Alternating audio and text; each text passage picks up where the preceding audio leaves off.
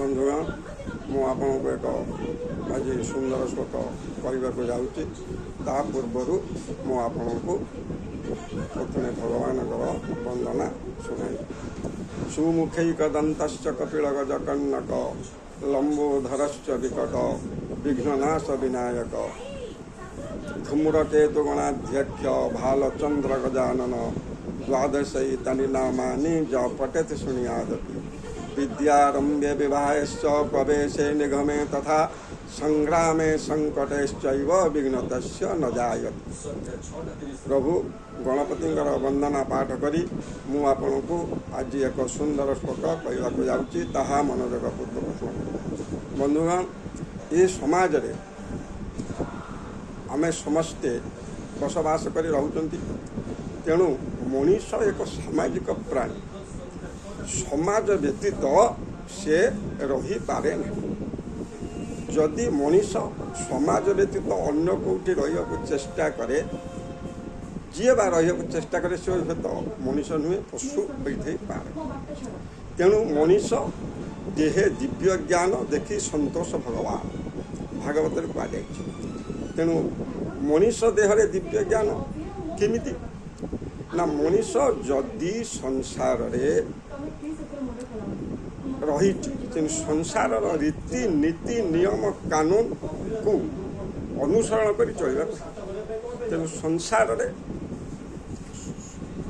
समस्त प्रकार नियम कानून को अनुसरण कर चलिया हेले ताकू प्रबल प्रचुर मात्रा ज्ञान आवश्यकता रही। मु आपको आज जो श्लोकटी कहबी ताहा अति मूल्यवान श्लोक। ये मनीष जन्मठू मृत्यु पर्यंत चारिटा अवस्था देकी गति करे। चारिटा अवस्था रे से चारिटा कार्य करे। जदि से कार्य को प्रथम अवस्था, द्वितीय अवस्था, तृतीय अवस्था, चतुर्थ अवस्था, प्रत्येक अवस्था रे जो जो कार्य करवा कथा से कार्य यदि से न करे ताहले कौन हबो ना, तार बहुत किछि असुविधा हबो। तेणु से भविष्य रे जड़े उत्तम मानव भाव में समाज में प्रतिष्ठित हो पार। तेणु से चारिटा अवस्था कौन मु आपन को गोटे श्लोक माध्यम आज वर्णना करने ताहा मनोयोग पूर्वक शुणु। प्रथम कथा है, प्रथमे नार्जितं विद्या, द्वितीय नार्जितं अर्थ, तृतीय नार्जितं पत्नी, चतुर्थे किं करिष्यति। बुझिपाइले? प्रथम नार्जितं विद्या, द्वितीय नार्जितं अर्थ, तृतीय नार्जितं पत्नी, चतुर्थे किं करिष्यति।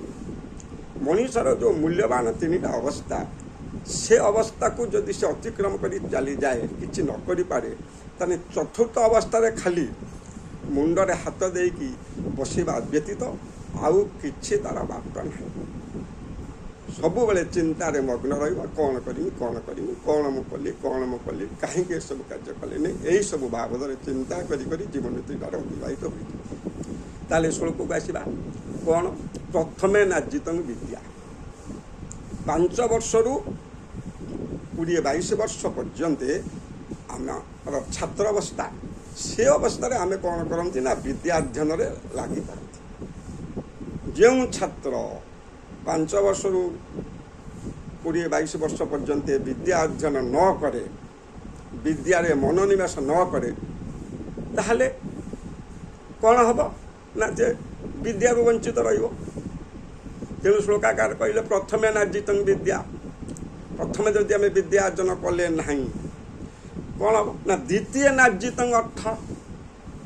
द्वितीय अवस्था कौन, विद्या अर्जन कर सारा पर अर्थ अर्जन करवा, चाकरी करवा कि व्यवसाय करवा कि जहाँ करवा, आम योग्यता अनुसार आम जहाँ कर से कथा चिंता करवा। अर्थ आवश्यकता अच्छी, अर्थ नहले आम दुनिया किसी कर नहीं।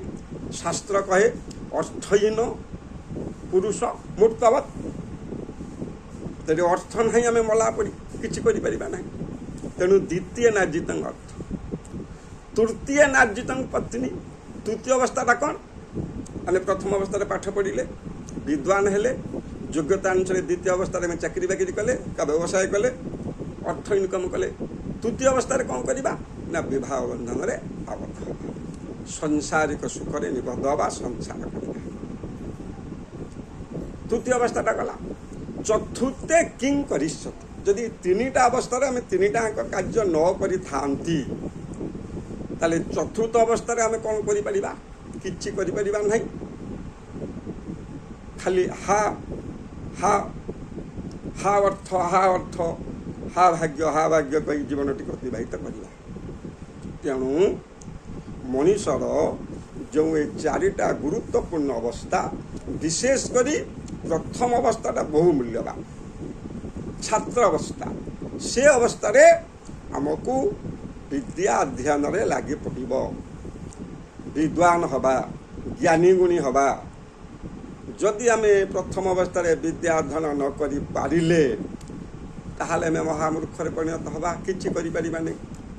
ଦ୍ୱିତୀୟ ନାର୍ଜିତଙ୍କ ଅର୍ଥ ବା କେଉଁଠୁ ଆମେ ଆଣିବା? ମୂଳ ମାଗିବା, ଭିକ ମାଗିବା।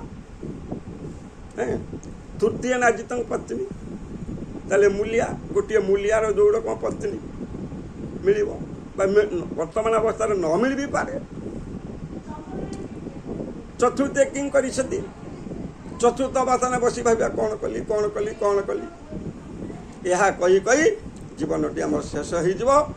ଆମେ ଅନାବଶ୍ୟକ ଭାବରେ ମୃତ୍ୟୁବରଣ କରିବା। ଯେହେକି ଆମେ ଜଣେ ବ୍ୟକ୍ତି ଏ ସଂସାରକୁ ଆସିଥିଲେ, ସେ ସଂସାରରେ କିଛି କରିପାରିଲେ ନାହିଁ, ଆମକୁ ବି କେହି ମନରେ ରଖିବେ ନାହିଁ, କେହି ବି ଜାଣିବେ ନାହିଁ, ଆମେ ସେମିତି ଚାଲିଯିବା। ବନ୍ଧୁଗଣ, ଏ ଶ୍ଲୋକଟି ବହୁ ମୂଲ୍ୟବାନ ଶ୍ଲୋକ।